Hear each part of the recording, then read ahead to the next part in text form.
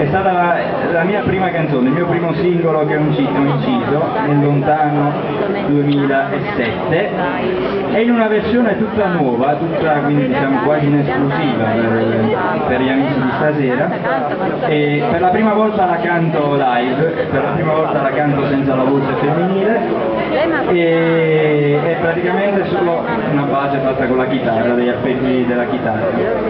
E la canzone si intitola La mia stanza, che è stata anche il titolo del mio primo album, ed è l'ultimo.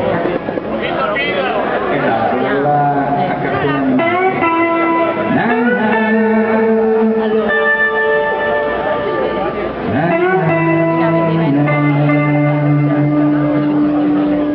Tra lo specchio la chitarra e tutto intorno a me, una valanga di ricordi che mi fa pensare a te, al cuscino e alle coperte, chiudo gli occhi e il tuo dolce profumo mi ricorda te, tra una marea di illusioni, penso di essermi giocato proprio tutte le occasioni.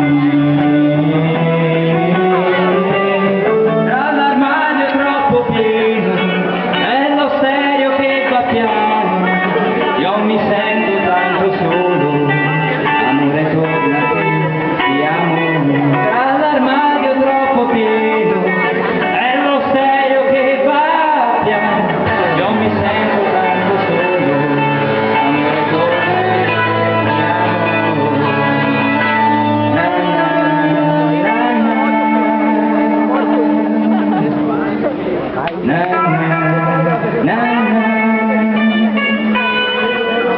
Vestiti da ogni parte, foto incorniciate di 1000 giornate passate e di 1000 sensazioni, di ricordi andati come la mia stanza, modo di sorbirare tra una marea di illusioni, penso di essermi giocato proprio tutte le occasioni. Dall'armadio troppo pieno è lo stereo che va piano, io mi sento tanto solo, amore come che ti amo.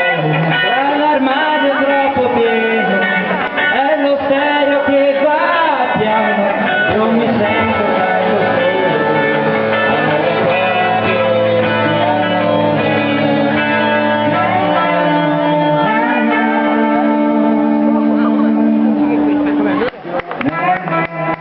Na, na, na, na.